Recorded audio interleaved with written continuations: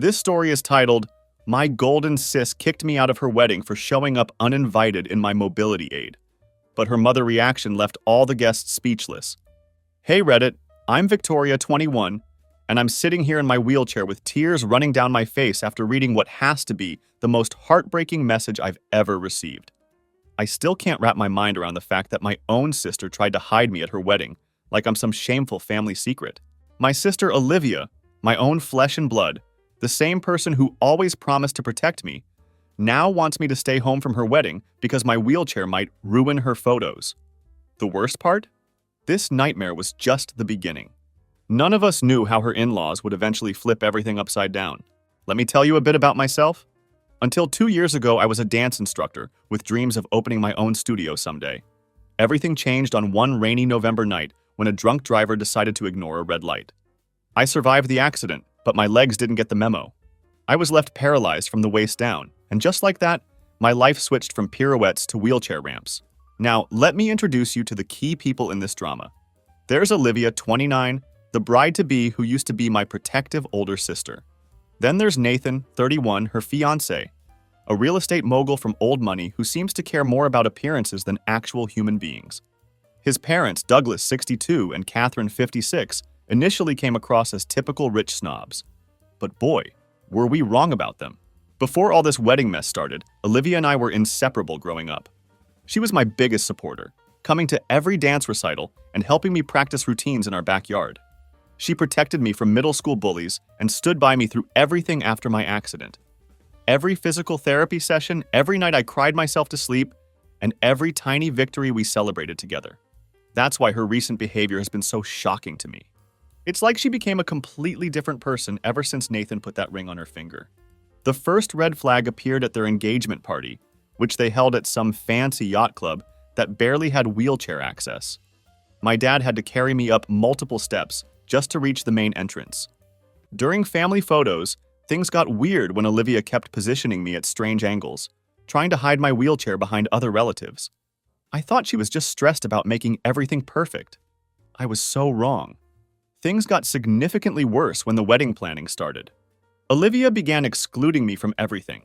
No dress fittings, no venue tours, always with some bullshit excuse about accessibility issues. I offered to help with the planning, desperately wanting to maintain our sisterly bond, but she just dodged my calls or sent short, dismissive texts. This was the same sister who used to tell me everything, and now she was pushing me away. I couldn't understand why. Then came that message. Olivia wanted to meet for coffee, saying it was about important wedding stuff. My heart actually lifted when I read it. I thought maybe she finally wanted me involved, or perhaps she was even going to ask me to be her maid of honor. God, I was so naive. Looking back now, I wish I had never agreed to that meeting. But then again, if I hadn't gone, I would never have seen what happened next, or found out who my real allies were in this family drama. I wheeled into that coffee shop full of hope and excitement, having no idea I was about to face the most painful conversation of my life. But first, you need to understand just how much this wedding meant to Olivia, and how far she'd go for her perfect day. Even if it meant breaking her little sister's heart. That coffee shop meeting is forever burned in my memory as the moment I realized how deeply status and appearances can corrupt even the strongest family bonds. The July sun was streaming through the windows, casting this mockingly cheerful glow given what was about to happen. Olivia was already there, playing with her massive engagement ring, a family heirloom from Nathan's grandmother that she never shut up about. The moment I saw her face, I knew something was wrong. My sister, usually so confident, couldn't even look me in the eyes. She just stared at her untouched vanilla latte like it held all of life's answers. Her perfectly manicured fingers were trembling as she pushed a wedding invitation across the table. An invitation that wasn't meant for me. What followed was pure torture. A carefully rehearsed speech about wedding aesthetics and maintaining image for Nathan's family connections. Each word felt like a physical blow. Olivia explained in this detached voice, the kind people use when trying to distance themselves from their own cruelty, that Nathan's family had concerns about how a wheelchair would look in the formal wedding photos. She actually suggested I watch the ceremony via live stream, as if watching my sister's wedding through a screen would somehow be okay. But here's the real knife twist. Olivia revealed the truth about money. Nathan's parents had promised them a huge down payment on their dream house in Palm Beach, but only if the wedding met their expectations. The message was crystal clear. Their money came with conditions, and a wheelchair-bound sister didn't fit the picture. I sat there gripping my wheelchair, my knuckles turning white as she kept trying to justify her betrayal. She talked about how this was her special day, how she'd dreamed about this wedding since we were little girls playing dress-up in mom's clothes. The worst part? She tried to frame it like she was doing me a favor, suggesting I'd be more comfortable at home where I wouldn't have to worry about accessibility. My mind immediately went back to those long nights when she sat by my hospital bed after the accident, promising that nothing would ever change between us. She swore up and down that my disability wouldn't define me and that she'd always be there for me. Now, 2 years later, she was basically uninviting me because my wheelchair might clash with her color scheme. I wanted to scream. I wanted to flip that fancy glass table and throw her overpriced latte in her face. Instead, I did something that shocked her more. I laughed. Not a happy laugh, but the kind that comes when something is so absurd, so painfully ridiculous, that your brain can't process it any other way. Then I dropped my own bomb. I reminded her about our great-grandmother's vintage pearl necklace, the something old she had planned to wear, which was actually left to me in the will. She'd been borrowing it for a year, and I'd been happy to share because that's what sisters do. But now I wanted it back. You should have seen the panic on her face. That necklace was everything to her perfect wedding aesthetic. It had been featured in all her bridal magazine submissions and was all over her Pinterest boards. She'd been bragging about its history to Nathan's family, weaving it into her carefully crafted image of old money elegance. What happened next would change everything. Not just Olivia's perfect wedding plans, but would reveal the true colors of everyone involved. Trust me, some of those colors were far from the elegant palette she chose for her special day. The next few days were chaos. There were unanswered calls and passive-aggressive family texts everywhere. Olivia spun quite a tale to our parents about me being unreasonable about the necklace. But something unexpected happened. I got home that evening after our coffee shop showdown and received an email from Catherine, Nathan's mother. My finger hovered over the delete button, thinking it would be full of rich people venom about maintaining their family reputation. Instead, what I read made my hand shake. Catherine wanted a private meeting at her home and specifically said that Nathan and Olivia shouldn't know about it. Against my better judgment, and maybe driven by morbid curiosity about what fresh hell awaited me, I agreed to meet her. The next afternoon, I found myself being wheeled up a ramp at their Palm Beach mansion. Yes, you read that right. They had a ramp. A beautifully designed one, perfectly integrated into the architecture. I thought it must be for deliveries, but Catherine's next words stopped me cold. She revealed that her own mother had spent the last decade of her life in a wheelchair due to MS. The ramp was installed back then, and Catherine had refused to remove it after her mother passed, despite countless suggestions from their social circle about property values and curb appeal. As she served tea in their sunroom, Catherine's carefully maintained socialite facade cracked, showing something raw and genuine underneath. That's when the first bombshell dropped. She had no idea about Olivia's plan to exclude me from the wedding. In fact, she had been working with the wedding planner, making sure every venue was wheelchair accessible. The second revelation hit even harder. That house down payment contingency Olivia had mentioned? It was a complete fabrication. Catherine and Douglas had offered their help as a freely given wedding gift, with no strings attached. They had never even hinted at conditions about the wedding's appearance. As Catherine spoke, her perfect composure crumbled, showing real distress about how her future daughter-in-law had weaponized their gift to manipulate her own sister. But wait for this.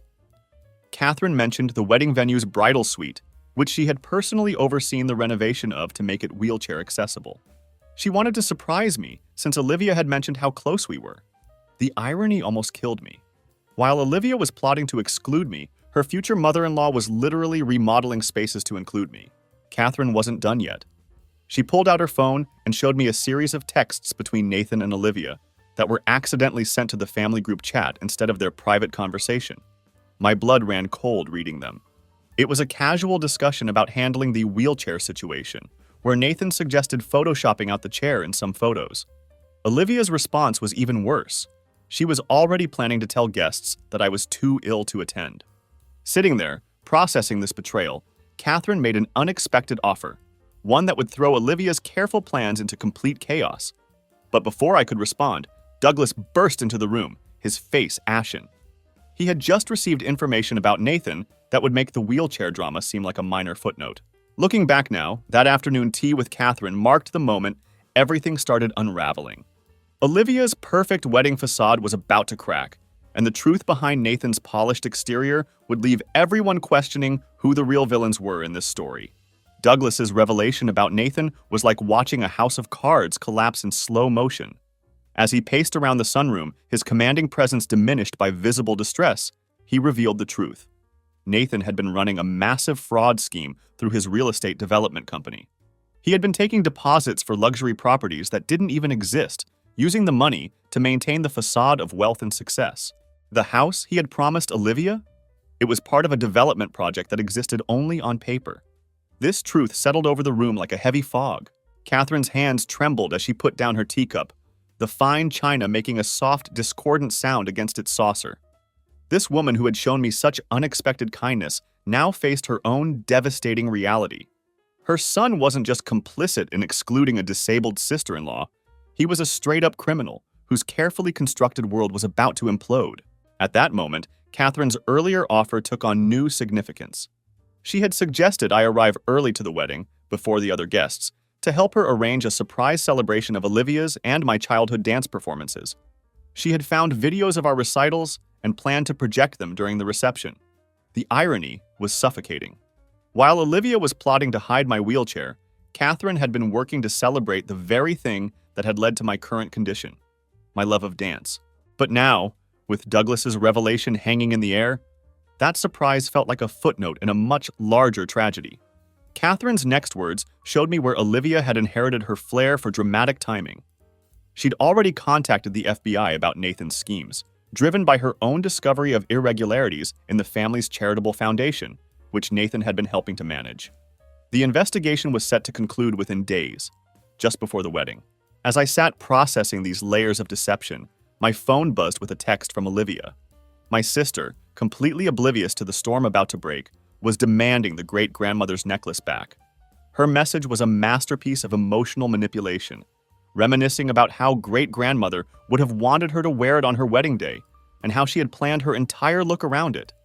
Each word felt hollow now, knowing what I knew about her fiancé, and about her lies regarding Catherine and Douglas's conditions, not to mention her own calculated exclusion of me. That's when Catherine made a second offer that left me breathless. She reached into an antique jewelry box and pulled out a familiar-looking pearl necklace, identical to my great-grandmother's. It had belonged to her own mother. She'd been planning to give it to Olivia as a wedding gift, but now suggested a different plan, one requiring perfect timing and a bit of theatrical flair. Her eyes held a mixture of sadness and determination as she outlined her idea. As I considered Catherine's suggestion, I realized the next few days would either heal the rift between Olivia and me, or shatter our relationship beyond repair. The weight of multiple secrets pressed against my chest: Nathan's fraud, Catherine's surprise videos, the truth about the house down payment, and now this new plan with the pearl necklaces. Each secret felt like a ticking time bomb. I knew that when they finally exploded, nothing would ever be the same. But before any revelations could come to light, Olivia unleashed her own devastating attack. A series of messages appeared in our family group chat that would force my hand and set in motion a chain of events even Catherine hadn't anticipated. Reading my sister's messages reminded me that the most cruel stuff always comes from those closest to you. Olivia painted a picture of me in the family chat as a bitter, jealous sister, unable to celebrate her happiness because of my own tragedy. The words she used cut deeper than any strangers could. She knew exactly where my emotional wounds were and went straight for them. She claimed I was weaponizing great-grandmother's necklace, said I was using my disability for sympathy, and trying to make her wedding about my limitations. The most painful part?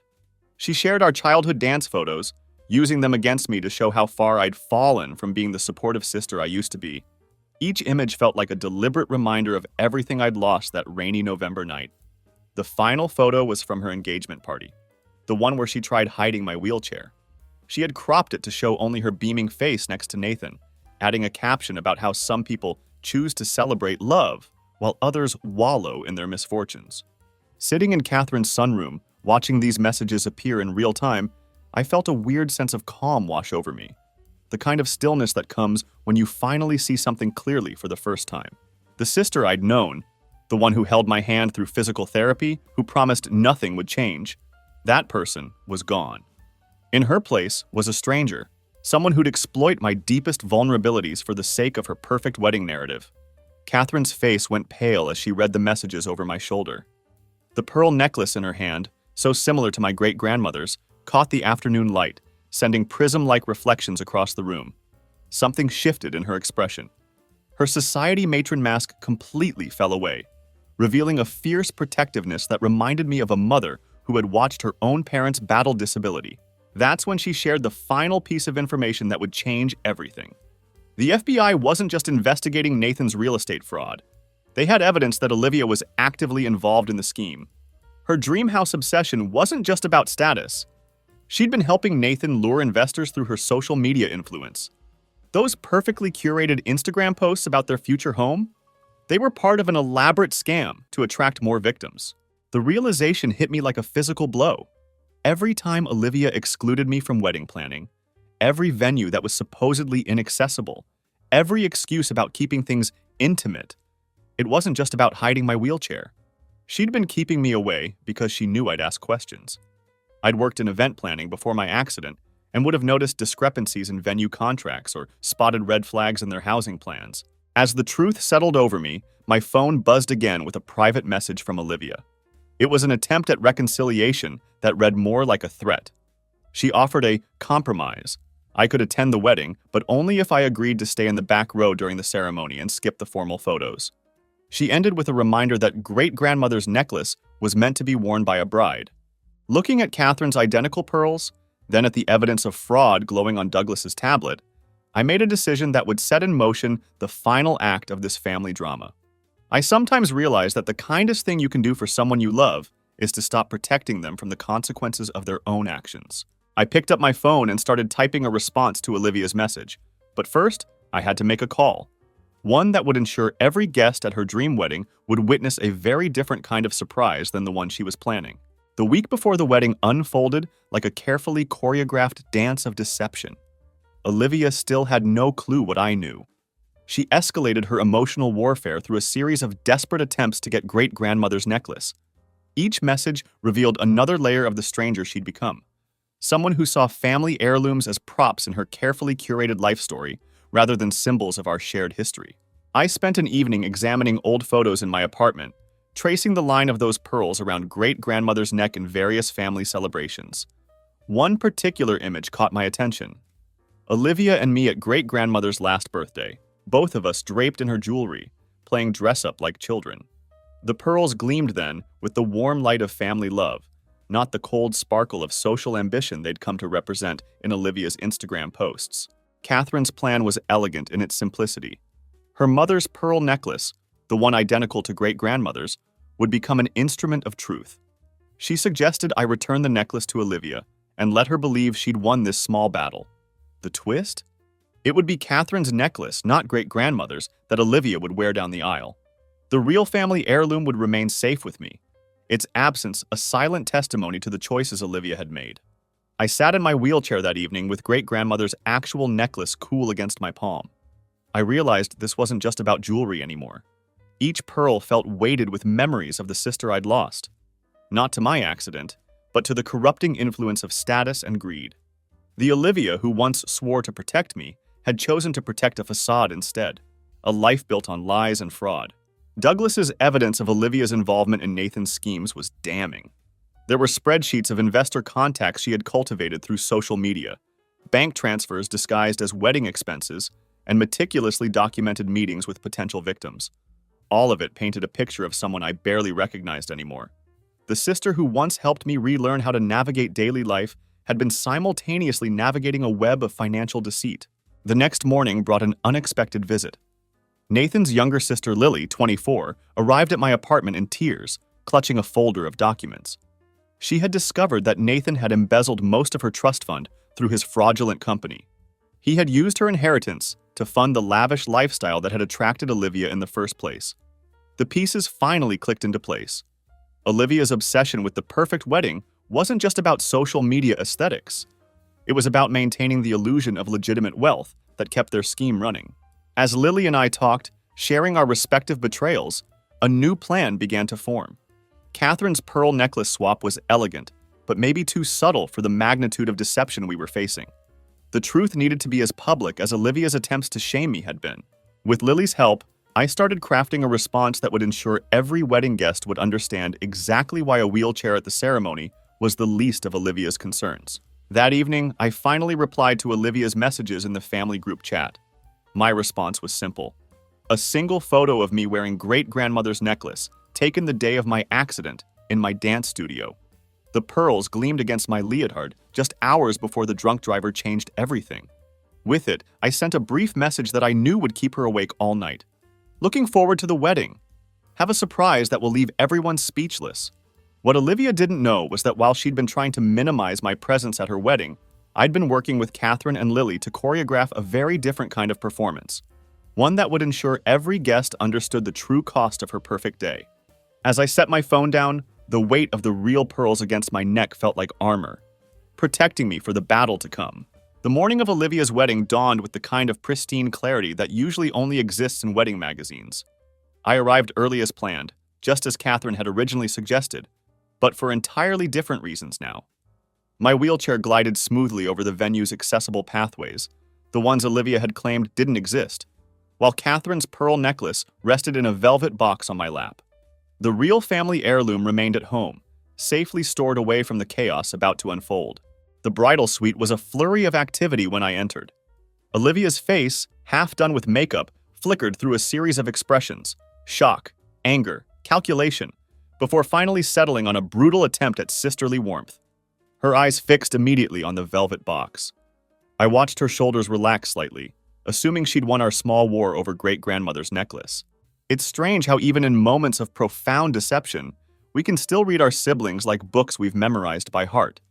What happened next unfolded with the precision of a dance recital we'd rehearsed our entire lives for. As Olivia reached for the velvet box, Lily appeared in the doorway, accompanied by 2 FBI agents. The timing was deliberate. Olivia's hands were just closing around Catherine's pearls as the agents began reading her rights. The look of confusion on Olivia's face as she glanced between the necklace and the agents would have been almost funny if it wasn't so heartbreaking. The evidence Lily provided proved crucial. Every fraudulent transaction, every manipulated social media post, every fake property listing created a perfect paper trail that led directly back to both Olivia and Nathan. Their dream house promises to investors were just the tip of the iceberg. They'd been running the scheme for years, using Olivia's social media influence to lure in victims while Nathan handled the financial manipulation. Catherine appeared behind me, her presence like a quiet pillar of strength. She watched without flinching as her son was led away in handcuffs from his dressing room, his perfectly tailored tuxedo the final costume in his performance of wealth and success. Guests arriving for the fairy tale wedding instead became witnesses to the unraveling of an elaborate fraud. In the chaos that followed, I found myself facing Olivia one last time. Her makeup was streaked with tears, her carefully curated facade crumbling as rapidly as her future plans. She asked me in a voice I barely recognized why I couldn't have waited just one more day, given her these few hours of perfect happiness before everything fell apart. My response was simple. I showed her the photograph from great-grandmother's last birthday, the one where we were both draped in her jewelry, innocent and loving. That's when I revealed the final truth. The necklace she was holding wasn't great-grandmother's at all. Catherine stepped forward, gently explaining the significance of her own mother's pearls, how she'd hoped they would symbolize a new chapter of family unity. Instead, they became a testament to how far Olivia had strayed from the sister I once knew. The wedding guests departed quietly, their whispers a gentle rustle of shock and sympathy. Some stopped to offer awkward condolences, as if attending a funeral rather than a wedding. In a way, perhaps they were. The death of an illusion, the end of a carefully constructed life. I sat in the empty venue, surrounded by elaborate decorations that would never serve their intended purpose, and felt an unexpected sense of peace. The wheelchair Olivia had tried so hard to hide had become the least remarkable thing about this day. The sister who once promised to protect me had needed protection from herself, and somehow I found the strength to provide it, even knowing it would break both our hearts. Catherine's hand rested gently on my shoulder as we watched the sun set through the venue windows. The real pearl necklace, great-grandmother's legacy, waited for me at home, its history and meaning preserved from being tainted by fraud and deception. Sometimes I realize that true family isn't found in the people we're born to, but in those who choose to stand beside us when the perfect facade crumbles, revealing the messy, complicated truth underneath. My wheelchair, once a symbol of what I'd lost, had become the seat from which I found the courage to protect not just myself, but everyone Olivia and Nathan had planned to deceive. In trying to hide my disability, Olivia revealed a far more profound handicap, one of character and conscience. And in the end, it wasn't the wheelchair that ruined her dream wedding. It was the lies she chose to build that dream upon.